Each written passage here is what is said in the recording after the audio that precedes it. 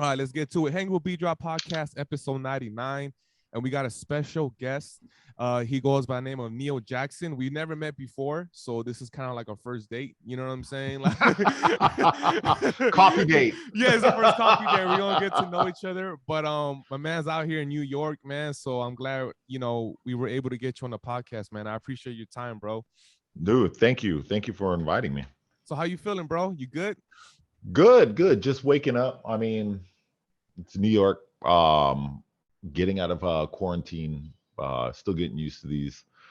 I guess late mornings for me. So anyway, I'm just waking up right now, but I'm good. Things are all good right now. New York is wide open, a little too open. Yeah. So I had a late night last night. No, that's awesome, man. Again, bro, thank you for being on the pod. And on the podcast, we kind of like to get to know the person. You know what I'm saying? Kind of like where they're from, what got them into DJing and stuff like that. So if you could take us way back, to where you're from, and we'll kind of just glide from there, bro. So I'm originally from Pomona, California. So if you don't know where Pomona, California it is basically the hood 45 minutes east of LA. Yeah. So I'm originally from Pomona, California. I've been DJing since the 8th grade. My very first gig was my 8th grade prom. Nice. And I went from there. Doing a bunch of house parties and high school dances and stuff like that.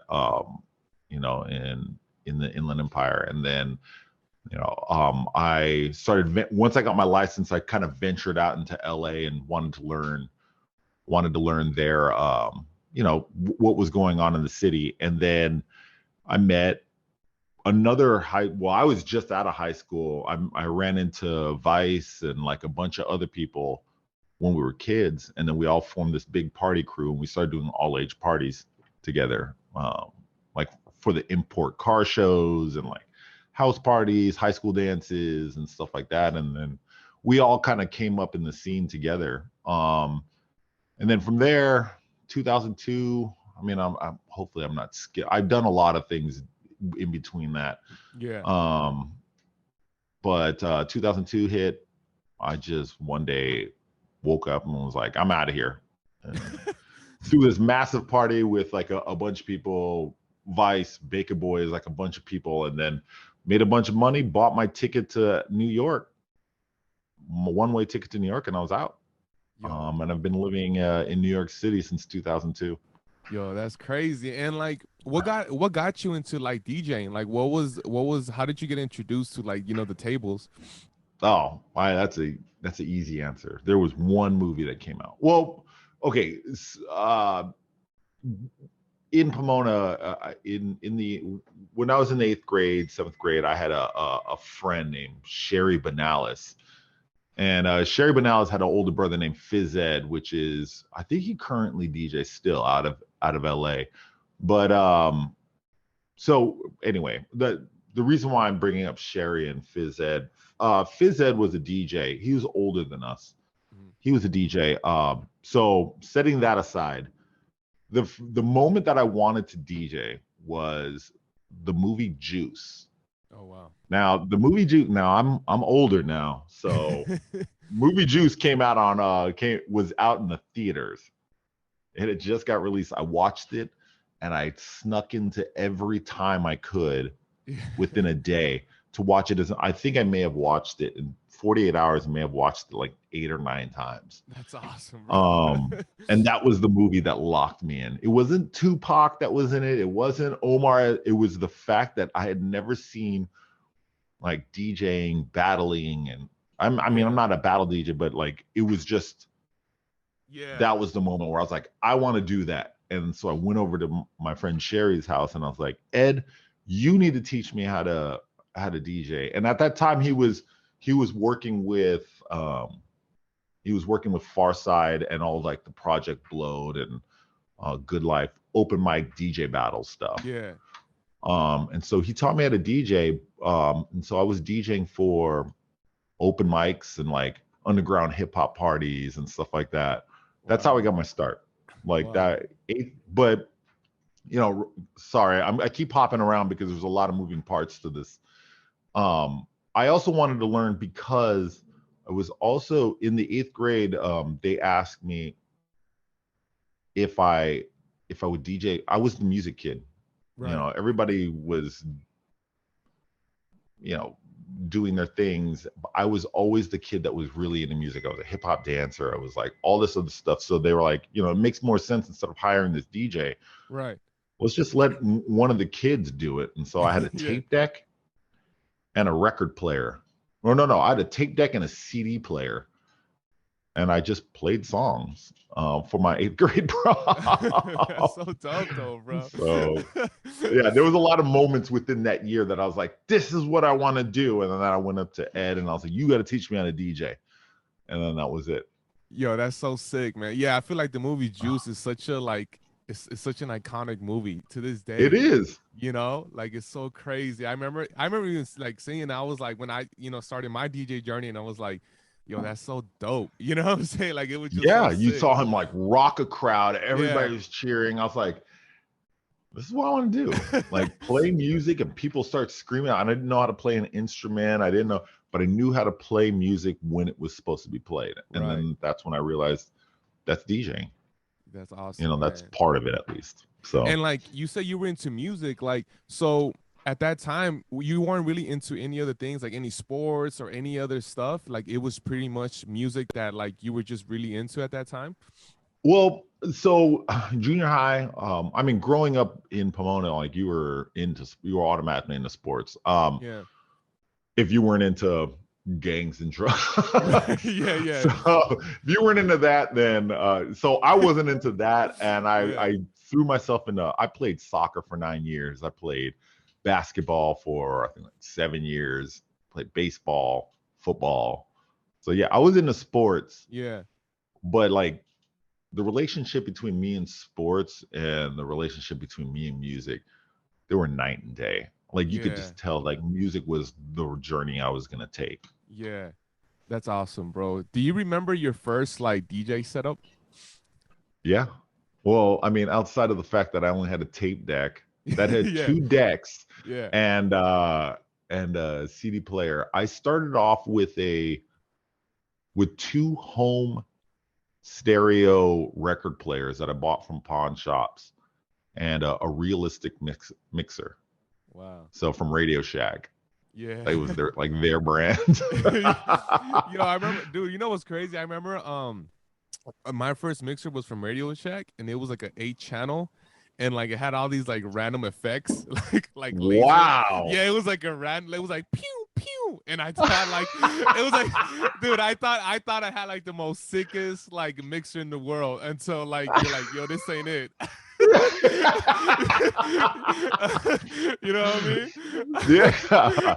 Yeah. 8, man, I wouldn't even know 8 channels. Bro, I didn't know what Goddamn. I was like, I don't know what to do with all this, but the fact that it had like cool like built-in like LED lights, I just felt like it was the most dopest thing in the world until later you're like, all right, like I think you're good with 2 channels.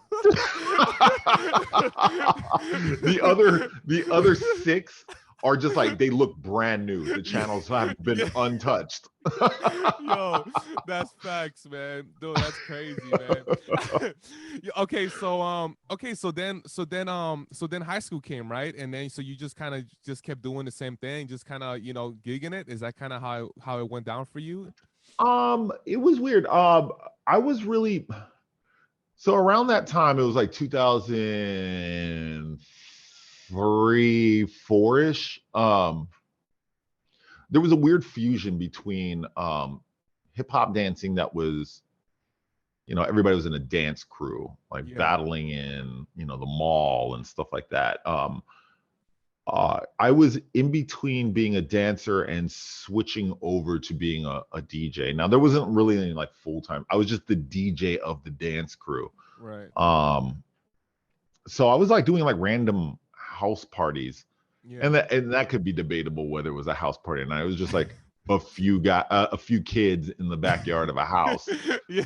And it was like, I don't know if they call it they called them kickbacks. Yeah, kickbacks. Yeah, yeah, I know exactly what you're talking about. Hey, we got a kickback. So I guess I started as an open mic DJ and a kickback DJ. So, so that's what I was doing. Like I would sneak my equipment into, and we'd do ditch days, and like people just hang out at somebody's house, and it was me DJing. Yo, So, that's awesome. yeah, it wasn't until later on that I started to take it a little bit serious. Yeah. Where like I was like, oh man, there's money in this. Yeah. Like not a lot. In 93, 94, 95, there wasn't a lot of money in it. It was just like $50 here and there. Right. But the fact that like you were being able to get paid for something that you enjoy doing was like life-changing, I bet. Oh my God. It was a revelation to me. I was like, wait, you can make money doing this? Yeah. Like I had no idea. Now I look back at my very first gig at the 8th grade prom. I'm like, they came over on me. My mom paid tuition for this high school, and I gave them services for free. Yeah. Yeah. I was like, wait a second. They would have paid money for this? Yeah, like, looking back, you're like, damn, man, I should get reimbursed for some of this. Weirdly enough, my principal at the time now followed. I should hit him up. Yeah. He's on my Facebook. I'm like, now that I think about it, you owe me money. Yeah, that's so good. That's so good.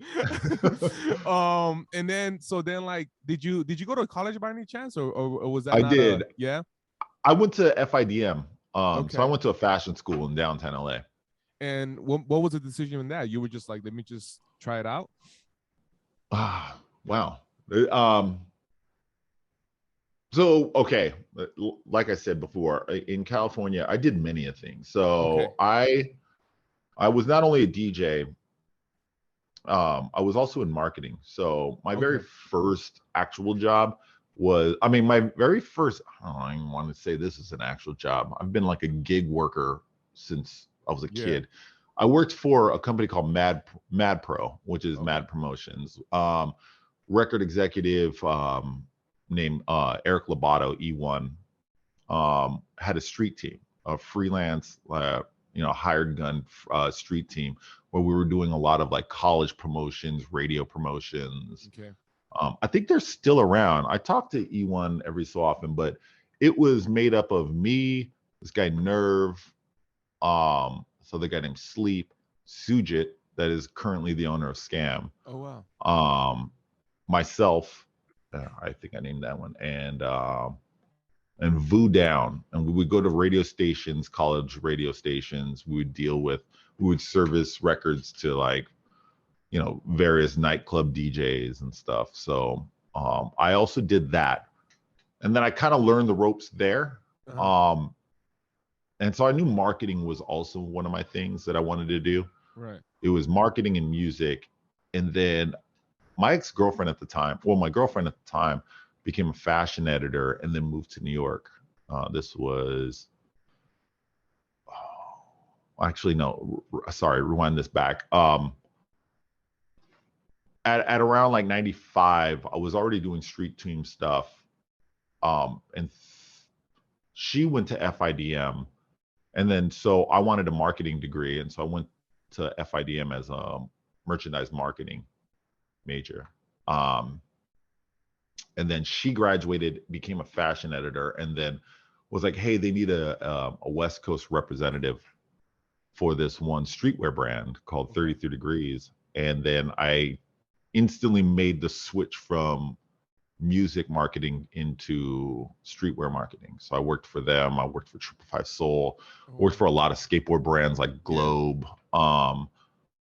And there was this fusion between, they were making these streetwear companies. I worked for Mecca. Like they were making these streetwear companies fused with music, street culture, art. And like, that's when I got thrusted into that world. Right. Just out of college. I had already known how to, marketing music and marketing streetwear or fashion and stuff. It's all product. Right. If you believe in the culture and what it stands by, you could really push anything because I was within that world. So it was very easy for me. So anyway, that was a long drawn out story, but,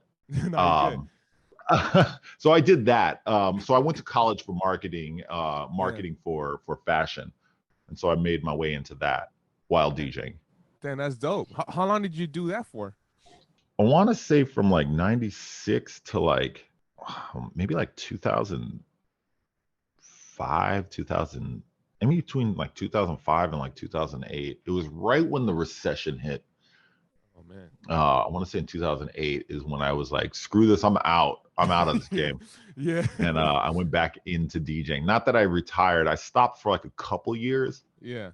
And then I just went back into DJing, and then it just turned like it went completely 180, like and the music and the DJing took off. Yeah. So 2008, it was an interesting time because that's when like we call it, a lot of us call it the Patron Time era. Yeah. That's when like like the spenders were, the bottle buyers, and like all this stuff was like the clubs were popping, like Yeah. shit was just cracking out there. Vegas and like Vice and like a lot of my friends that were originally on Scam kind of shifted over into this like celebrity world, like nightclub world. Right. And well, the reason why I say that is because that happened all across the country. And so in a, you know, a recession like what we hit in 2008, people were out of work. Yeah, and like the reason why I jumped out of fashion was because like everyone was getting laid off. Yeah. And I was like, you know, I got to figure out a hustle. In New York, like you cannot stand still. Right. You have to keep hustling. And I was like, you know what? I'm just gonna get back into DJing at these like little bars here and there. Right. Like I'm really gonna start focusing on that, and I'm just gonna skip.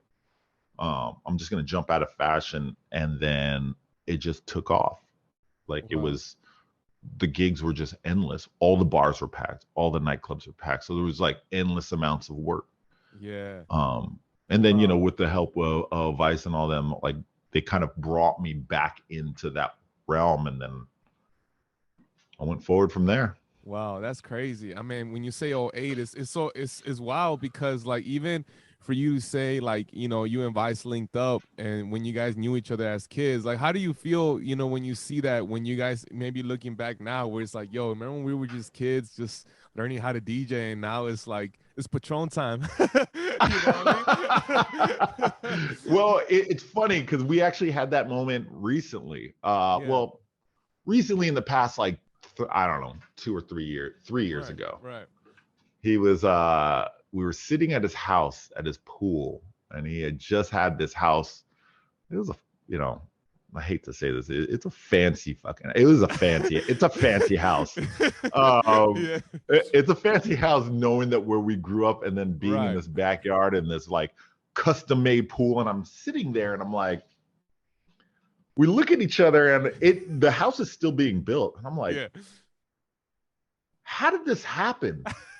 Like, I'm in town to do a gig and I'm sitting with one of my childhood friends at his fancy pool in his fancy house. And I'm like, how did we did not see this coming at all? Like, it was funny. Like we literally had that moment like 3 years ago, and he was like, I don't know, man. It's been a blur. Like we were doing high school dances and backyard parties. You were doing kickbacks. None of us thought that was. You were doing kickbacks, and now you guys are having your own and open mics. That's going to be the name of my my next mixtape. Kickbacks and open mics. Yo, that's awesome, man. So pretty much in 08, that's pretty much when you locked in then, right? Like how old were you at that time when you were just like, all right, fuck it, I'm going all in? I think like 27. I'm 44 now, so about 27. Somewhere around there. Hey, you age well, bro. My math is. You age well, bro. I thought like you were in like early 30s, bro. Nah, man. What are you putting on that BRL coffee, man? You're aging well. Collagen protein mix is the key. No, I am. I like to think it's because of my ethnicity. I'm Black, Hawaiian, Chinese, Japanese. Awesome. And that is two mixes two ethnicities that just never See, I'm gonna look like this until I'm like 70, and then when I'm 70, I'm gonna look like I'm about 4,000 years old. Yeah, yeah. Yo, that's awesome, man. That's so dope. So, so okay, so from '08, you started doing clubs. Like, is that how you gradually started doing bigger clubs? Because I know you said you were doing like bars and stuff like that. Were you ever like part of radio or anything like that, or was it mostly just No, no? no, I wasn't part of radio. Although people say that I should be. Right. Um, no, radio was never in my like scope. I never really Yeah. thought about it. Yeah. Looking back on it, and especially being on Twitch and like Right. doing things like your podcast and stuff, I was like, damn, maybe I should have been in radio. I mean, I could Yeah. sit there and talk all day. Yeah.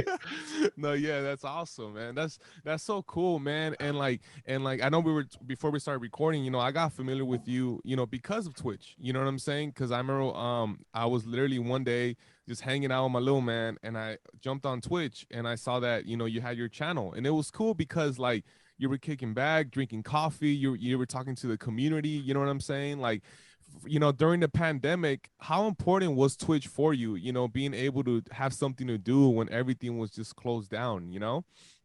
Living in New York City, I live next to a bunch of hospitals. I Okay. live literally within a block of 4. Oh, wow. Um, and we got hit. We got the news. I don't know what it looked like on the West Coast, but the news kind of nailed it. But like if you were on the ground watching it all, Yeah. it was bad. Right. It was a bad situation for us. Wow. So I kind of got freaked out and I kind of locked myself into my apartment, just like everybody else did here. I mean, it Yeah. was a ghost town. Yeah.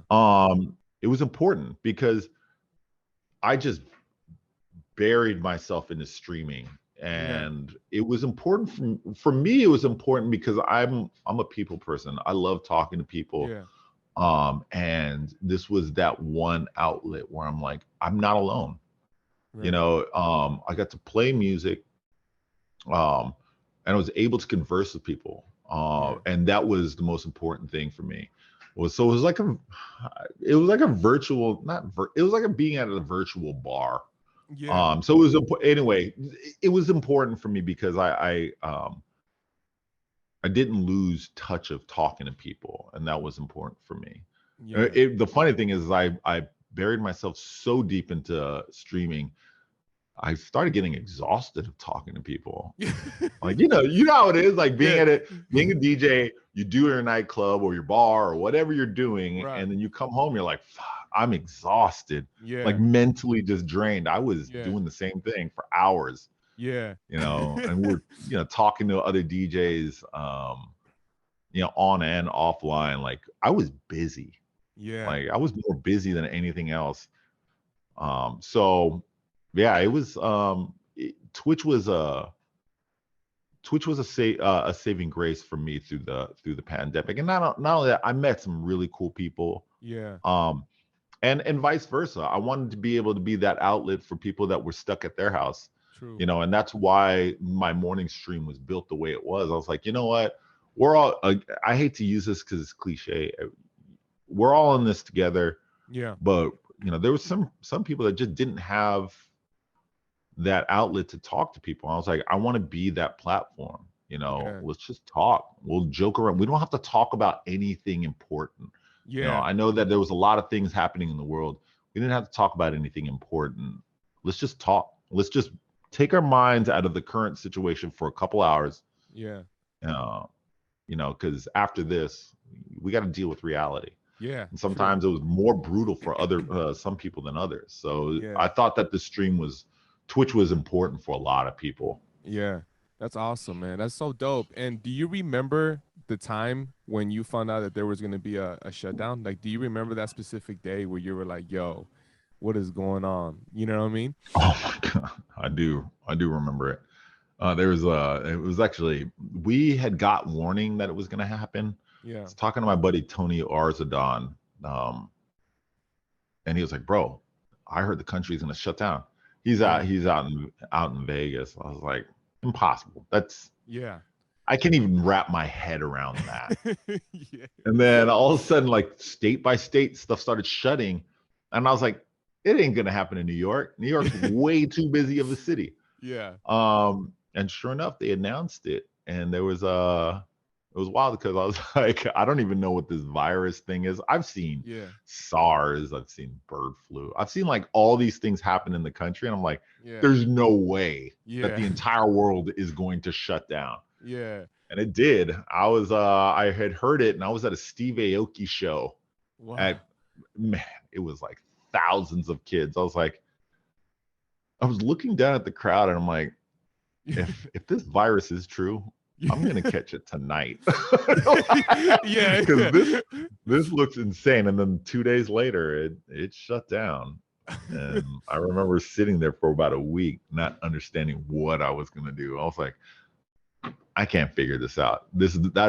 I'm a natural born hustler. Like, right. I've always worked for myself and stuff like that. But Yeah. that was the one moment where I was backed into a corner and I was like, I can't see myself out of this. Like, there's no hustle for this. And it's like literally you're in timeout. And how did you, mentally, how were you able to get away from that? Like, was it just taking a few days off and just kind of hit a reset button? Because I know, like, you mentioned before, you switched jobs, right? Was that something in the back of your burner, being like, yo, I might have to switch jobs, or were you not really panicking to that extent? Oh no, I was panicking far beyond that extent. Yeah. I was for me, like, whenever I'm in panic mode, I don't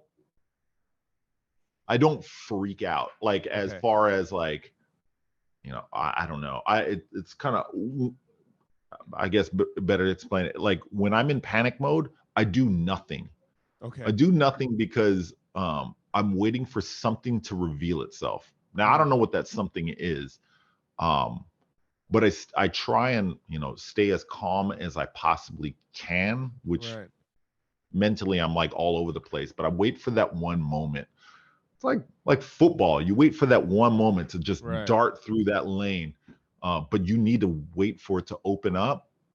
That's what I was doing. I was like, something is going to come out of this. Something comes out of everything. Right. Something is going to come out of this that I'm going to be like, bam, that's it. And then I'm just going to charge that. And so after about a week, D Nice pops up. Derek is an old friend of mine, and he would always like say, I'm live streaming. I was like, I didn't even know what that was. Right. And he blew up. Yeah, that was an amazing moment. Oh my God, I remember it. Yeah. I remember it. I was sitting there, I was like, damn, he's really doing it. Like, doing it in a way where I'm just like, I could not even imagine that was what the next steps were for DJs in quarantine. Yeah. And I was like, this all makes sense. Like, watching him do it at the extent that he did. And I remember it was a weekend. Mm-hmm. And like, I think it was Friday, Saturday, and Sunday. His streams just got bigger and bigger, and like Michelle Obama and like all this stuff. I was like, this is it. Yeah. This is it. Like, this is where everybody's gonna go. Yeah. And sure enough, it did. I remember that. I remember seeing that, like, on Twitter. It was like, I think it was like the number one thing trending, and it was like just see people popping in, and it was just so cool to see. You know what I mean? Yeah. To just feel like, for everybody to be in one place at one time, it was just super cool. Yeah, and you're in the chat, and you're like, oh my God, I don't know, E-Rock, you're in here, and it's like, yo, what up, bro? And like, we're all talking. I'm like, so much stuff. It wasn't even so much like the people that were in there. It was like your friends were in there, and you're like, it's like, I don't know, like, a lot of my friends still go to the do-over. And it's like being like that. It's just like, you're walking in there like, oh, and you're like just talking to everybody. And that's what I meant by like, all of this streaming stuff made sense. It made sense. You see your celebrities, you almost mentally saw that, like that room. Yeah. So it was a great moment. And dope. then sure enough, did nothing. I was eating way too much ice cream and cookies. And that was what I was waiting for. That's something. I was like, that's where we're all going. And so I charged it. So Yeah, it's funny you say ice cream and cookies. For me, it was just endless amount of chips. Like it was just too many chips. Like, chips. yeah, I just kept eating so much chips, and I was like, why am I eating so much chips right now? Like, you feel me? That should be your one of your podcast questions. Like, Yeah. what is your stress mechanism? Yeah. Because like mine is like sugar all day. Like I Okay. will eat sugar till the fucking cows come home, and yours is potato chips. Bro, for me it's chips and wings. Like I fucking love wings, bro. And then Wings, yeah, and like then were you making them? I'm not that. No, I'm not that good. I tried. It's so funny. I got an air fryer and I tried. I told my son, I was like, hey, honey, what you think? And he tasted it, and when I turned around, he made this face of like disgust, and then he looked at me. He's like, "It's good, Dad," and I was like, you're a good kid, but I ain't making wings ever again. Like my self-esteem just went super low. Nah, man, I was just ordering wings, bro. I just ate so much, and I was like, all right, we got to get it together. Like, you know what I mean? man, for like I want to say like 3 weeks. I was Yeah. like, I live directly across the street from Trader Joe's. Yeah. That is the best when you're trying to eat good. It is the worst when you are not trying to eat good because their snacks are unbelievable and they're dirt cheap. And so I remember looking at my cabinet and I was like, all right, we're locked in for 3 weeks. This is me I'm just gonna go ham on sugar. Yeah. I bought every cookie in sight, every piece of candy, and I had it stacked. I was like, all right, we're stocked up for the next 3 weeks on just sugar. And then when they extended it, I was like, oh my God. Grabbed the trash bag, dumped everything in the trash bag, and just threw it away. Yo, you know what's so crazy, bro? You know what's the crazy thing too? You think that it's the fact that it's Trader Joe's or Whole Foods. You're like, they're kind of healthy. like you're kind of going like, I mean, they're kind of not that bad for you, and you just buy a lot of shit. Like, and then you come to realize that it's like, no, you should probably read the package behind and see the calories. Yeah, you know? the content. Yeah, that was me. Seriously, I was like, oh my God. And my roommate at the time was like, Neil, I can't eat like this. When they extended it out, she's like, I can't eat like this. Yeah.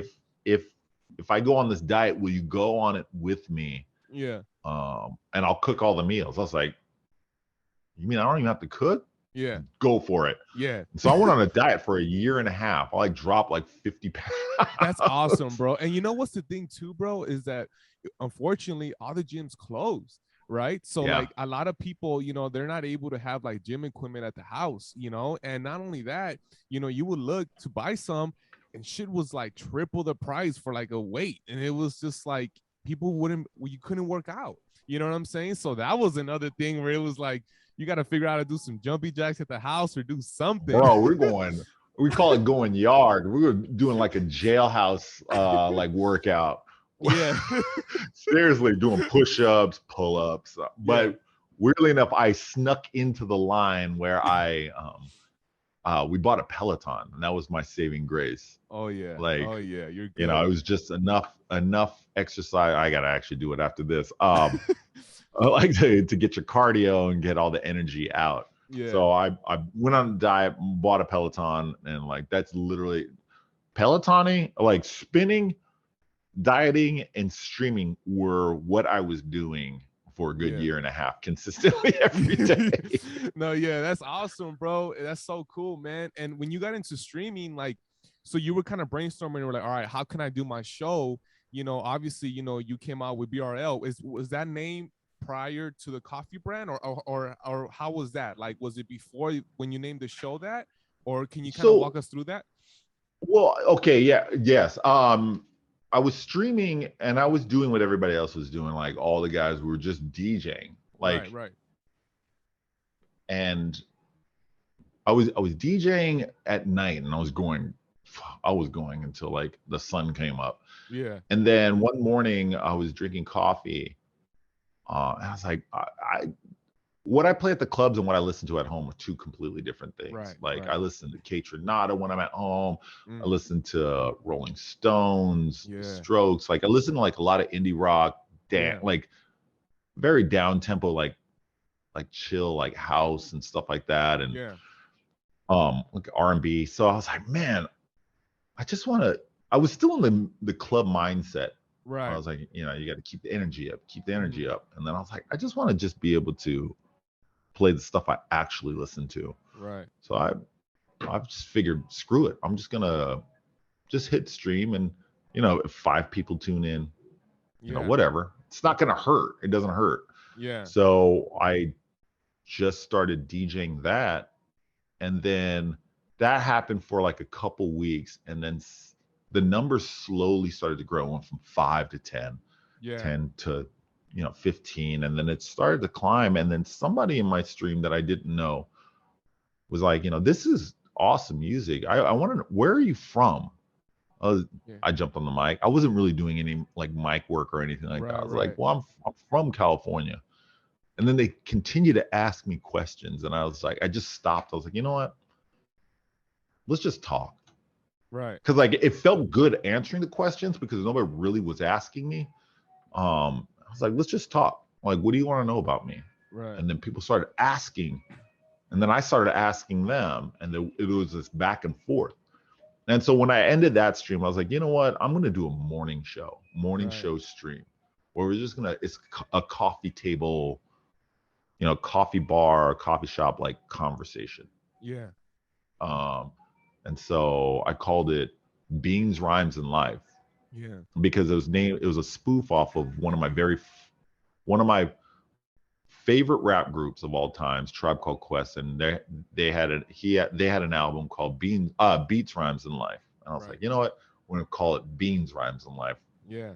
And so that's where the name came from. I'm like, I'm gonna brand this as something. Right. Um, that way I can create a brand that's outside of my DJing stuff. Right. Right. Right. Coffee and stuff like that came way later actually. Yeah. But the morning show was called Beans, Rhymes, and Life, which continues to go right now. Yeah. And it's just something chill. Like it was the one when I started streaming that, it was the most comfortable I've ever been on stream. Wow. Was like I'm playing the music that I want to play, and I'm talking, which was a win-win for me. I'm like, and I'm talking Yeah. to people, and I'm meeting new people because I love meeting new people. So it was like perfect. We'll just do that.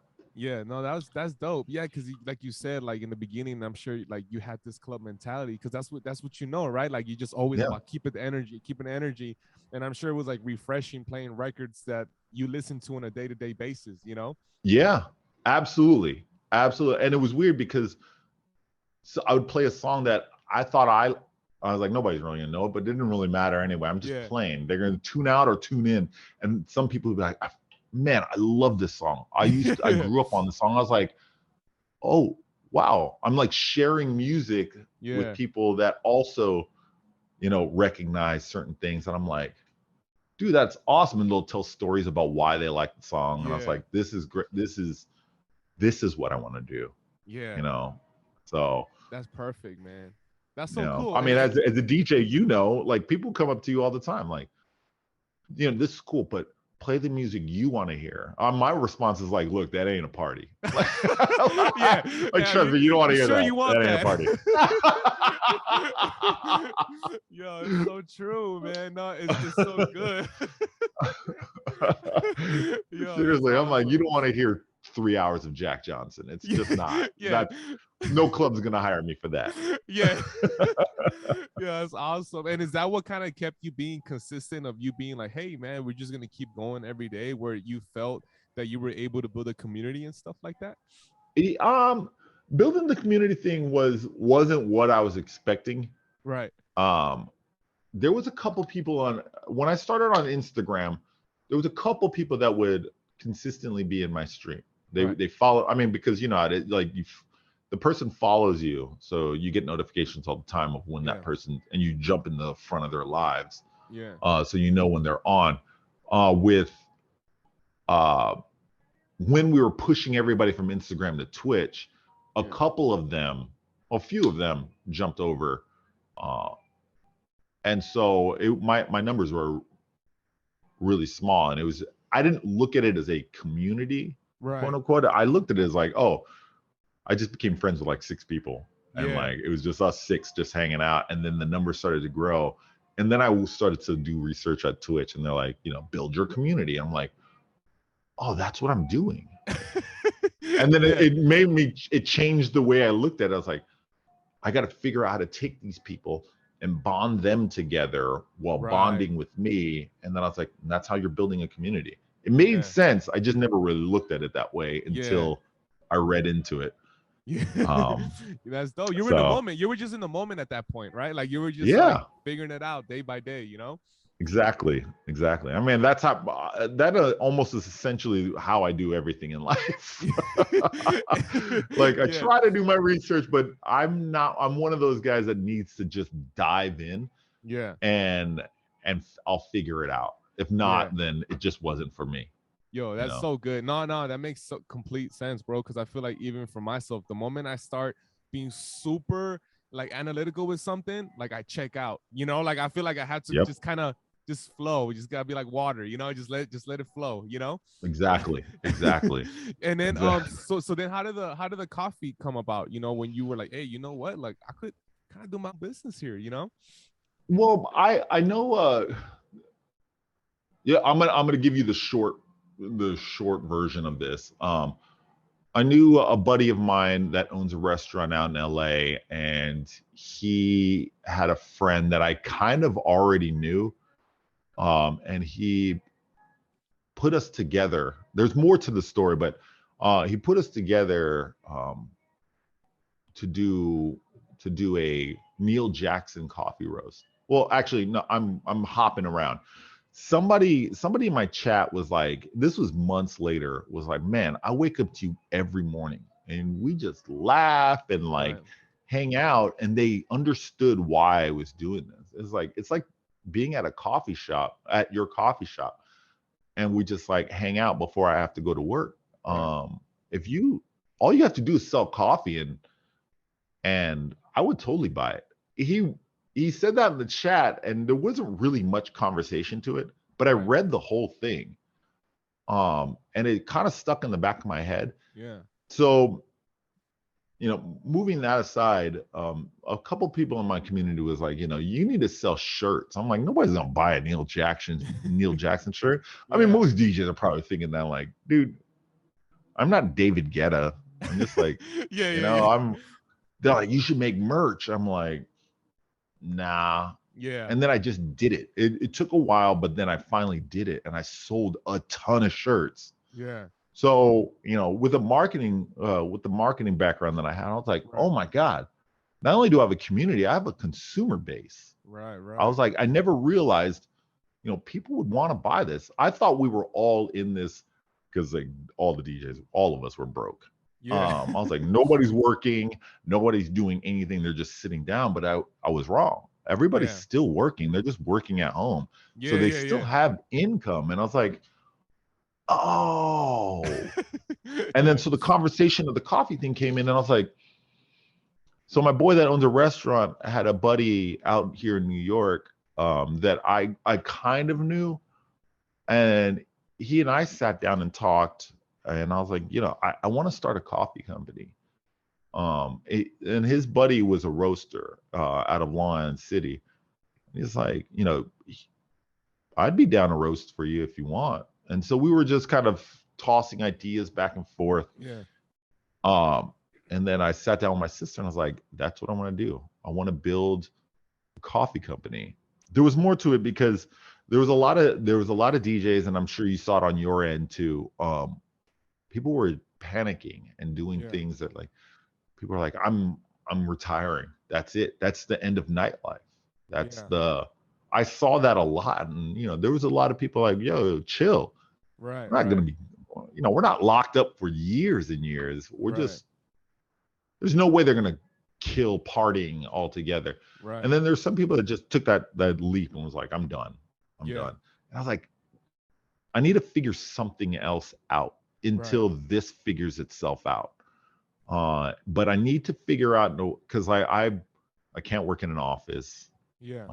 I'm not really good at math, or, I'm not going to be a CPA. I'm not going to, Yeah. that's just not in the cards for me. I'm going to figure this out. I figured Right. out live streaming. I'm going to figure this out. Like, I'm going to figure out Right. my second revenue stream, or just, something. There was, I wanted to create something that when the world opens back up, I can still pursue that. And that will be, who knows, if it takes off, it could be my main income and the DJ Right. becomes secondary. But I knew that my true love was music. Right. Now I needed to figure out how to take that and take my new hustle and marry them together. Yeah. And then take that brand, that whatever that brand is, and move that forward even outside of quarantine. So I was like, I'm going to start a coffee company. Yeah. And I want it to be based off of music, because that is the two things that I love the most, is coffee and music. Yeah. In the morning, that's what I do. That's my morning routine. Whatever I'm feeling, I just play that. Yeah. And then but I consistently start my morning with coffee and music. Yeah. So I just put the two together. I just put the two together, and then BRL kind of came to be. Yeah. But also, it's like, I love traveling, love meeting new people. Yeah. I'm extremely chill, although my agent will probably say he is an absolute psychopath, which he's called me thousands of times. But I wanted to be able to continue to travel, learn new things, meet new people, Right. experience different cultures. And coffee was it. You have to go to the coffee farms in Guatemala, Brazil, Ethiopia, and like build these relationships between these coffee farmers. And I was like, that's what I want to do. Like, if DJing doesn't come back in a decade, I want to be able to travel the world. And I want to continue to travel the world, because I was doing it for DJing, and with another lifestyle that I can still get behind, and that's coffee. Yeah. So No, that's I was awesome. like, yeah. So that's essentially, I know it all made sense. Right. I want to continue my lifestyle. I wanted to find something new. How do I just make them meet in the middle? And that was the coffee brand. No, that's so sick, bro. And like I was saying before, like when I got into your channel, I know we talked a little bit before this. I love coffee myself, and I was inspired by what I saw you doing, because even for me, you're always thinking like, how can you do other things besides, music, in the sense that you could kind of mesh things together. You know what I mean? Yeah. So when I saw you do that, I was like, yo, that's super dope. You know what I'm saying? Because it was Thank you. just so cool to see, and it's crazy when you think about it, because you started a business in 2020, right? That's the year you started, and it's like, for people to be like, that's probably not the ideal time to start a business, right? Like, Trust me, that was like the biggest speed bump. I was like, am I doing this at the right time, or should I be waiting? Yeah. So it's like somebody trying to buy a house in 08 at that time, where people are like, yo, what are you doing? Right. But it's like, but you did it, right? So it's like, bro, that's first of all, that's super dope, and congratulations on doing that. Thank but you. It's like, were you just like, fuck it? Like, was that your mindset, or were you just like how did that go? Look, that will always be my mindset for almost anything I do in life. But in this case, and like, again, there were so many, and this is why I'm so passionate about my coffee brand. Right. There's so many things behind it. There was so many things behind it, because I'm like, if I can make this work, I made this work at the worst time possible. Yeah. I wanted it to be inspiring to others too, because I'm part of the DJ community, and we were all screwed. I was like, hopefully this helps people, regain their hope that you can do something while you're waiting. And I was always a firm, do something, whether it doesn't make sense, it makes sense, whatever, do something. because when we were down and out and there was no helping us, I mean, there was just nothing we could do. I was like, there's something for everybody. We could all figure this out, whether it's just streaming. Right. I mean, whether it's streaming or it's streaming and building another coffee cup or building another company or whatever. There's this downtime is just a time to plot, Right. a time to figure out what's the next steps for you. So yes, in short, I was like, fuck it. What's the worst that can happen? I lose a bunch of, I set it up where I'm like, I put very little investment and then I just slowly grew it. I was like, let's just see where this goes. Right. Just like streaming, let's just see where it goes. Yeah. I always just try to encourage people, like, just do something and see. Yeah. Yeah, that's awesome, bro. And like for somebody possibly that wants to start a business and is kind of like nervous about it, like, is there any advice you could give to somebody that's starting a company from ground up? Yeah, started. I know a lot of people jump into things with this big splash. We got to do this and make it big, and that's where the investment and the debt comes in. Now, I don't think that there's a right or wrong. I think it's just all timing. Okay. And you could go that route. For me, I'm a little bit more careful. Well, one, I just didn't have a lot of funds, so I just did it at a pace. And this goes with the streaming stuff too. Everything I do, I started in a pace that I feel most comfortable with. That way, like the stress of losing your shirt or like you're not spinning your wheels constantly. Right. Started in a pace that you feel comfortable with, and then when you get the hang of it, then slowly scale it from there. Especially when you have limited funds, which I had limited funds. Yeah. Pacing yourself is, I think, the key to all things. Right. When it comes to stuff like that, especially stuff that you don't know. Yeah. I learned as I went. Yeah. I knew what I liked generally, and I just started with that. And I was like, that's the easiest thing for me to sell is something that I like. Yeah. And then I just grew it from there. That's perfect, man. That's awesome, man. And I saw that you have Guatemala as one of the grounds. I'm Guatemalan, so shout out to all the Guatemalans. Hey, I would enter air horn noise here. I need my Radio Shack mixer. I was gonna say the pew, pew, pew. That's awesome. And so that's actually my favorite roast. I actually drink that I'm drinking it now. That's awesome, man. You guys make one hell of a coffee bean. Yeah. I won't take credit for it, but I'll be like, yeah, this is my ancestors.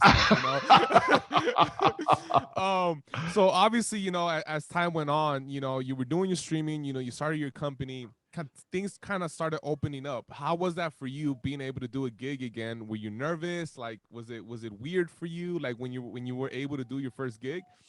No, not doing the gig wasn't nerve-wracking. Right. Only thing nerve-wracking, and I'm sure every DJ ran into this situation. The only thing that was nerve-wracking for me was I didn't know what the hits were. Yeah. For a year and a half, you've been locked up. You're like, what are the songs? That's so true, bro. Because but with a lot of things, like, because I also put out music. Nobody put out any hits, and rightfully so, because with artists, you put out hits, and something takes off, you want to go touring because that's where you make majority of your money. There's no touring, so there was no big hits. Drake came out with a couple songs, like there was just no hits. So when I did a club in New York, I had to talk to all my DJ buddies because there was a couple states that were open before us. I was like, what are you guys playing? They're like, honestly, TikTok. Go to TikTok and go to their charts and whatever's the top 10. And they were right. So there were songs that I was like, I have no idea who this artist is. And I played it. I remember it was at Bounce. That wasn't my first gig, but it was at Bounce. And I played and all the people knew all the TikTok songs I played. I still don't even remember what they were. I mean, it was literally that was the only thing that blew up.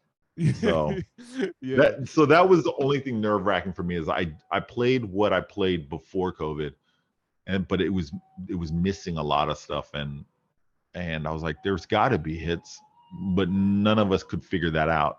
Yeah. And they were all TikTok hits. It's so crazy. I feel like you had to be mentally like prepared. Like I feel like you had to get those reps in because like I for myself felt like, you know, when you're DJing, you're kind of on, right? Like you're thinking of Yep. songs, and like I felt like the first time you kind of felt a little like a little off in the beginning, right? Like you felt like you were behind into thinking what song was it, right? Like you were just like, wait, Yep. like is Big Bang? Is like no, wait, and then you start questioning yourself, and you're like, what the fuck? Seriously, I was like, man, I'm just gonna throw this out there and let's just try and figure out what we're dealing with here. And it was like, it kind of worked. There's actually a couple interesting things that happened. I can't speak for only the markets that so I just assumed this the entire. I've done Chicago, did LA, did Nevada, did Atlanta. But the one thing that I realized is something happened during quarantine that made the crowd extremely young. Yeah. Like the nightclubs now are more. It's weird. It almost seemed like all the 30-year-olds within that range just disappeared. So it's like 21 to like 26, and then the 40-year-olds are all going to the club at once. Yeah. So it's weird. Like my old pre-COVID stuff still works for the older, and the younger is like a way different. And it's weird, this weird gap between the two. So I was trying to figure out that middle ground for both of them. It's weird. But yeah, for the nightclub world, like there was this big shift of young people that kind of flooded the nightclubs, and that's what it is right now. GA, like all just like the main dance floor is all young. Like super young. They're just ready to be out. I think that's the thing. They were stuck at home. They're just like, yo, we just want to get the fuck out of the house. Like, you know, majority of them, it was weird. One of the very first, like when New York was really starting to open, there was another place that opened that I played at in the Lower East Side called the Orchard Room. And, you know, I'll get like, you know, just like every other DJ, I'll get 8 requests, 9, somewhere around there. Maybe 10. That night I got like 40 or 50. Oh, wow. And I was like, a couple of them were from these girls that it was the same girl. And I was like, look, and like, I'm all for requests. Like maybe it might help me understand what I'm dealing with faster than me guessing. Yeah. So I was listening, and this one girl kept coming. I was like, yo, you need to, I was like, look, I'm not trying to be an asshole. Just relax. I was like, she was younger. She looked like she was like 22. I was like, just relax. Just go have fun with your friends. Because everything you're asking me for, I have to play anyway. There were obvious ones like, what's next, Drake? And like, I'm like, I have to play those. So look, I'm going to play all your songs and then some. You know, just have fun with your friends. Don't worry. I will take care of this. Yeah. They're legit requests. I was like, you're just asking for them too early. She's like, oh my God, okay. And then she like ran off. And then at the end of the night, I looked at the bartender, what was that? And he was like, I know. It was like filled with college kids. He was like, Neil, they are all out for blood right now, because you got to understand, majority of them spent their 21st or 22nd birthday in quarantine. So he used the term, he was like, they don't know club etiquette. Like they're going to request because all they know is sitting around their house or sitting at their friend's house saying, oh, play that song, play this song. So they're just taking it and doing it. That blew my mind. That actually, it changed the way I look at old school. Like our old school, like I was doing DMX Party Up, and that still works. But like now I'm playing like Nelly Furtado and like Timberland stuff. Like those are throwbacks, but like that's the main, because I didn't realize Pitbull and Flo Rida is old school to them. Which blows my mind. Blows my you start thinking like, wow.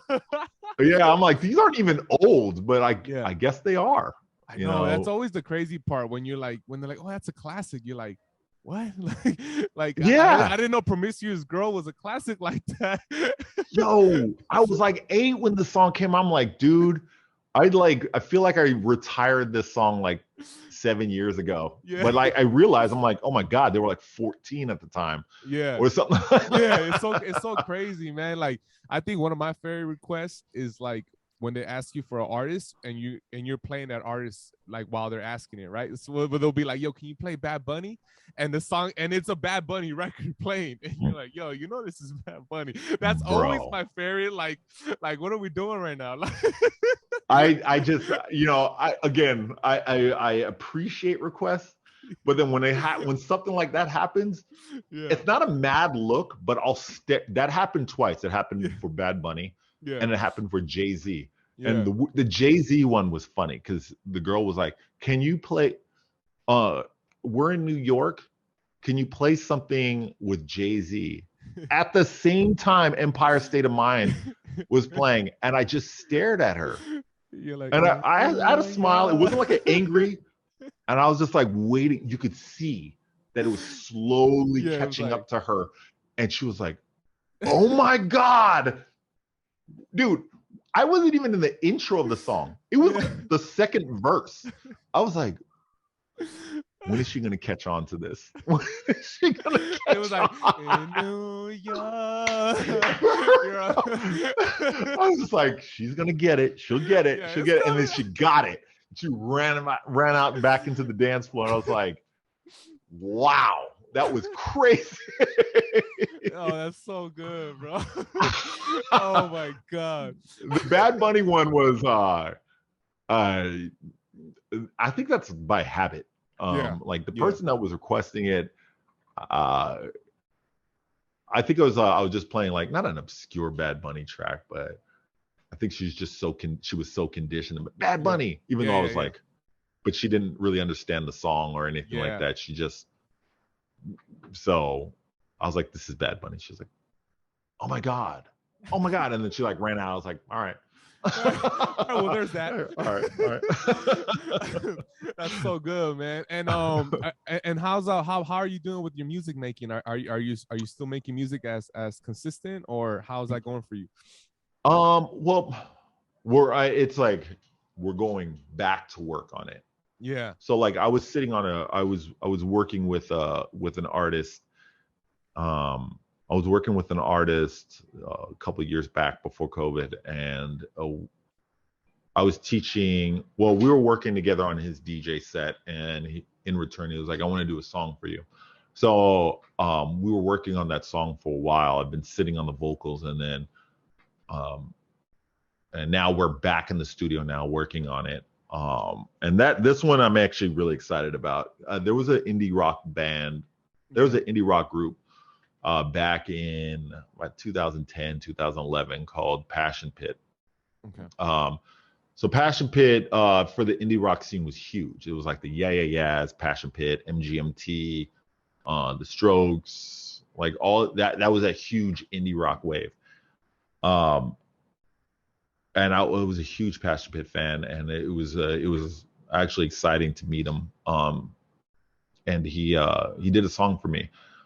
And now it's a cover of an old Brit pop song I'm gonna release. And Black Caviar, which is another house group, signed on to help collaborate with me and Passion Pit on the song. So I've been working on that for about a couple months. That, and then I'm starting to go into production with a couple other songs. One I did with Dances with White Girls, and there's this other one. So yeah, it's starting to go back Yeah. into.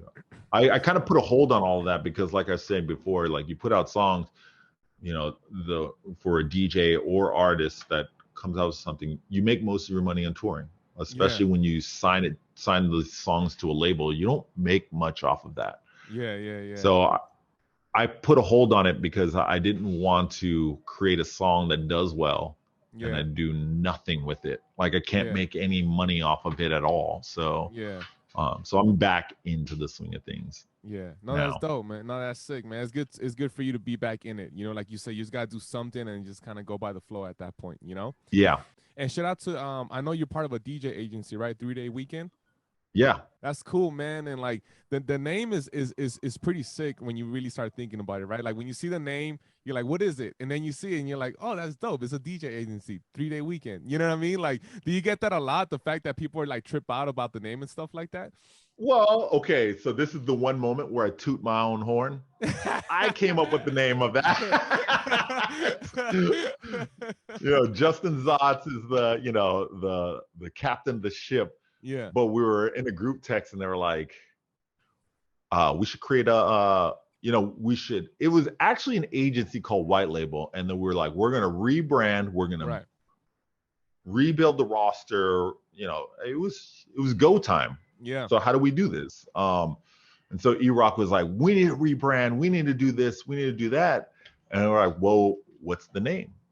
And so, man, you should have seen some of the ideas. And then seriously, 3 Day Weekend was the last name. I was like, I love you, E, just in case you're listening to this. I was so frustrated. I was like, you know what? I don't care what the name is. I'm done. I'm done. Yeah. And then Justin called me and was like, no, you got to care about the name. I was like, I don't care. I just want to get back to work.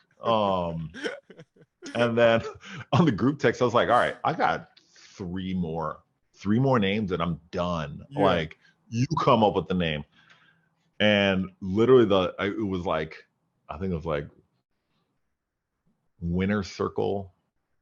It was something else. And I was like, you know what? 3 Day Weekend. And I walked away. From the group text, came back, and it was like slowly, it was like, that's actually kind of dope. And then it was like, I actually really like that name. And then it started to drum up steam. And I'm like, so the reason why I came up with it, I was like, I think we were approaching a 3 Day Weekend. And I was like, man, every time I hear 3 Day Weekend, you got to, there's a little bit of you that just kind of gets excited, like, hell yeah, 3 Day Weekend. And that was the whole point, was like, we're dealing with a newer talent buying team, I wanted to come up, like, we as a team wanted to come up with a name that was a little obscure but fun. Yeah. Because pre-COVID, everybody was like very serious. Yeah. Almost like we forgot that we're here to have fun. Yeah. And like the DJs that are on the roster, we're talented DJs. We know what to do. We know when it's time to be serious, but the name doesn't have to be serious. Right. First off, when you're on an agency, each DJ on there is their own brand. So however you tailor that brand that fits you, that's your brand. But the agency has to, there was no fun names. Like, we want to be able to say we're good DJs. Yeah. But we're also fun, approachable. And that was important. So 3 Day Weekend, I was like, the second you hear it, you have to smile. Even though you're about business, you kind of have to smile, like, it's 3 Day Weekend. You're like, You don't have to have a big smile, but a little smirk, like, 3 Day Weekend. I like that. I like that. Let's book it. That's awesome, man. And before you jump out of here, man, like, just two more questions. Like, is there anything that you learned about yourself while being in a pandemic that you feel like you weren't going to be able to learn about yourself if there wasn't a pandemic? Yes. It was kind of hinting at me before the pandemic, and it just really kind of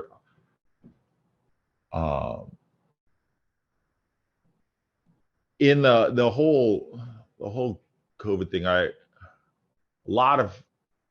know what I can handle and what I can't handle. And with that being said, like, a lot of true colors came out of people and I get it. It's everybody's in panic mode, but then you start to see these true colors come out of people that you're just like, you know what? I I never knew that that's how you felt about the world, about people, about, you know, and with that being said, and that's specific, but generally I kind of realized what was important to myself. Right. And so I started to, uh, without sounding shitty, but like trim the fat. I was like, I need Yeah. to really clean house and figure out, you know, I'm like, God, I sound terrible. I'm trying to explain this.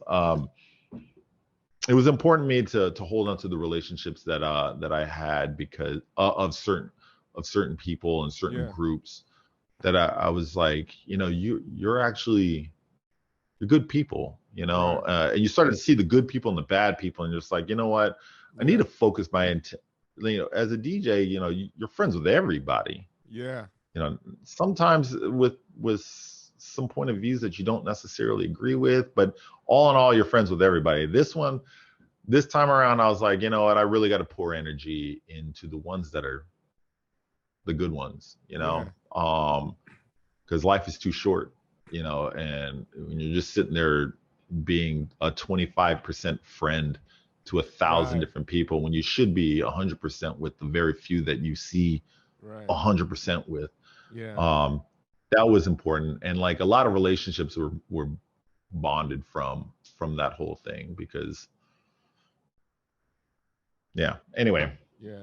that's what I've learned. I mean, I don't know if that explained it, but No, I mean that's so good, bro. I think that was well said. When you know, when you said when you're a DJ, you're friends with everybody, and I think that that's so. It's crazy when you start really like thinking about that because that is true. You go to gigs, you meet a lot of people, and you're kind of all right, cool, cool, and then you're on to your next gig, and you're on to your next gig. You never really yeah. like get to be like, oh, like you said, this is how a person feels about this, and this is how a person feels about that.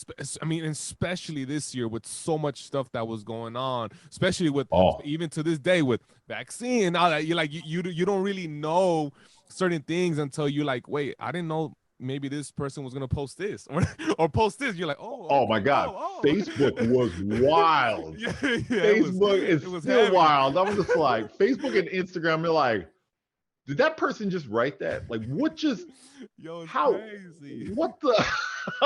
Yeah, you're like, what? Like, Yeah, I don't get into. I typically don't get into those yeah, debates. You know, yeah, you feel how you feel, yeah, and your point of view is your point of view. I yeah, respect that, so I just yeah. stay out of it. But man, Oh there yeah, it was was some stuff heavy. that I was just like, what? Yeah, no, I literally had bro. dinner with you a couple months ago, and you were talking about your family and your what the Like, yo, we were so. just sharing food 2 months ago. Like, we were eating at the same spot. Think how you think, you feel, and I respect it, but that Yeah, doesn't necessarily mean I gotta put myself in it all the time. There yeah. was a lot of, you know, silencing people on social media because Oh yeah, I was like, look, we just got to figure out how to comfort each other right yeah, now until yeah, we figure, and then you just, yeah, but people yeah, were getting reckless in there, and I was like, you know what, I ain't got time for this, dude. yeah. Gotta I protect your gotta figure, energy. You gotta protect yeah, your energy. gotta protect your energy, man. Yeah. So. Well, before you jump out of here, man, but what's next for you, man? You got anything like that that you got planning or you just kind of in the moment? Like what's next for Neil, man? Right now, well, I'm always going to be in the moment, but right now I'm just really focusing on the things that I have now. Yeah. I've got my music coming out, so it's really uh, I'm on the grind right now. Yeah. Gigs are coming back into play. 3-day weekend launched. BRL Coffee Company. I'm trying to expand that. We just got in our first office space Awesome. where we Congratulations. beat out Pete's Coffee. Screw you, Pete's. Yeah, BRL Um, gang. we're gonna take you out one office at a time. Yeah. But we just got in the first office space as being the official coffee. You know, That's awesome. shipping like before I was preparing shipments. Before I signed on with you, and yeah, so it's coffee, DJing, music production. Awesome, bro. Um, and getting back on my feet financially because Yeah. all of us were hit. Oh yeah. So Oh yeah. Oh yeah.